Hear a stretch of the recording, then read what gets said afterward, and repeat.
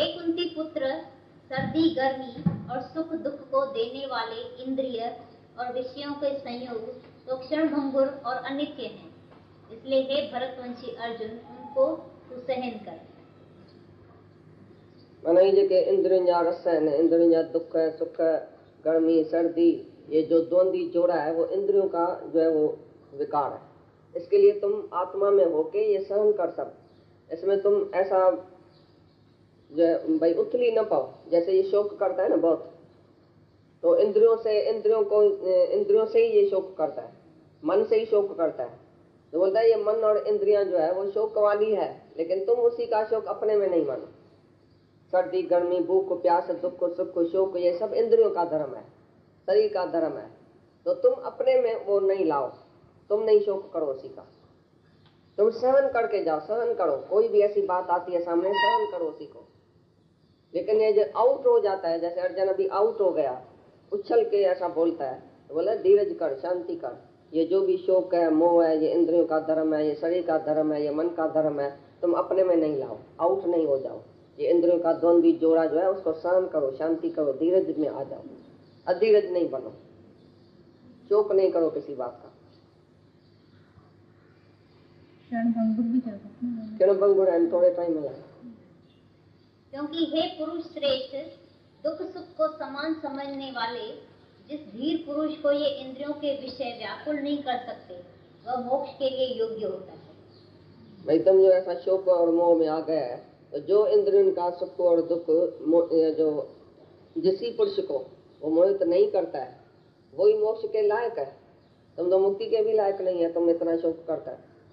जो इंद्रियों का शोक है वो पंडितों को या ज्ञानियों को नहीं होता है, वो मोक्ष के लायक भी नहीं है। जिज्ञासु जिसको ये दुख और सुख समान नहीं है, दुख में तुम दुखी हो गया है, सामने कोई बात आई है तो तुम दुखी हो गया है, तो जो दुख में सुख में समान नहीं है वो जिज्ञासु जो है वो मुक्ति के भी लायक नहीं है। माने दुनिया में जो रवाजी दुख सुख है उसी में भी डोलायमान होता है, इस तरह नहीं है, तो मुक्ति को कैसे पाएगा। तो ये रवाजी दुख तुम्हारे सामने आया है तो तुम शोक करता है, तुम्हारा दादा मामा मरेगा उसका शोक करता है, माना दुख सुख में समान नहीं है ना, तो तुम मुक्ति का भी लायक नहीं। इतना तुमको धीरज होना चाहिए, गंभीर होना चाहिए, दुख सुख को सहन करना चाहिए, ये इंद्रियों का जो द्वंद्वी जोड़ा है उसको सहन करना चाहिए। ऐसा सहन शक्ति वाला जिज्ञासु मुक्ति के लायक है। बाकी जो थोड़ी थोड़ी बात में आउट हो जाता है, बेवकूफ की तरह शोक करता है, दुख करता है, मोह करता है, वो जो है वो जिज्ञासु नहीं है। तुम तो जिज्ञासु भी नहीं है, मुक्ति के लायक नहीं। जो लड़ाई के मैदान में आके तुम शोक करता है, माना दुख सुख समान नहीं समझता है, मौत समान नहीं समझता है। हाँ ये तो आत्मा ही बुधाई। असत वस्तु का तो अस्तित्व नहीं है और सत का अभाव नहीं है, इस प्रकार इन दोनों का ही तत्व ज्ञानी पुरुषों द्वारा देखा गया है। सत्य वस्तु का कभी भी अभाव नहीं है, सत्य वस्तु का अभाव नहीं है, असत का कभी हस्ती नहीं है। माना सत्य वस्तु जो है वो कभी भी ऐसा नहीं तुम कहेगा तो अभी नहीं है, वो सत्य वस्तु तीनों कालों में सत्य है। इसके आत्मा जो है वो तीनों कालों में सत्य है। बाकी शरीर जो अनित्य है वो कभी भी रहने वाला नहीं है, हस्ती नहीं है। इसके लिए शरीर की तो तुम बात भी नहीं करो, अभी है अभी नहीं है, तो तुम शरीरों की बात क्यों करता है, ये मर जाए, ये तो अवश्य मरने वाला है, ये तो शरीर विनाशी है, तुम विनाशी के लिए तुम शोक करता है। जो जाने वाला है सबका शरीर, उसके लिए तुम मरने का शोक करता है। और जो सत्य वस्तु है को कभी मरेगी क्या, आत्मा कभी मरेगी क्या? तीनों कालों में आत्मा सत्य है, तो तुम आत्मा की बात करो ना, तुम शरीर में क्यों आता है? शरीर तो है ही विनाशी, कभी भी हस्ती उसकी नहीं है। असत वस्तु की कभी हस्ती नहीं है और सत्य वस्तु का कभी अभाव नहीं है। कभी भी ऐसा नहीं कहेगा तो आत्मा अभी नहीं है।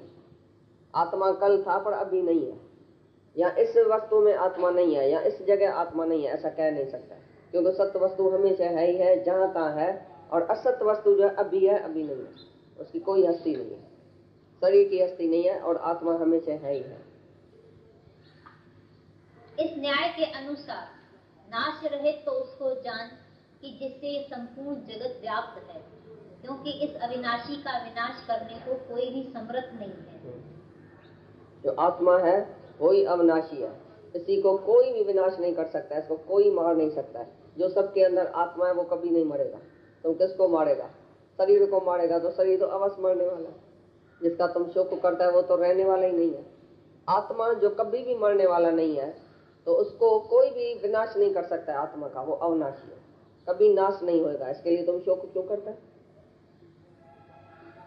और इस नाश रहित अप्रमेय नित्य स्वरूप जीवात्मा के यह सब शरीर नाशवान कहे गए हैं। इसलिए हे भरतवंशी अर्जुन, तू युद्ध कर।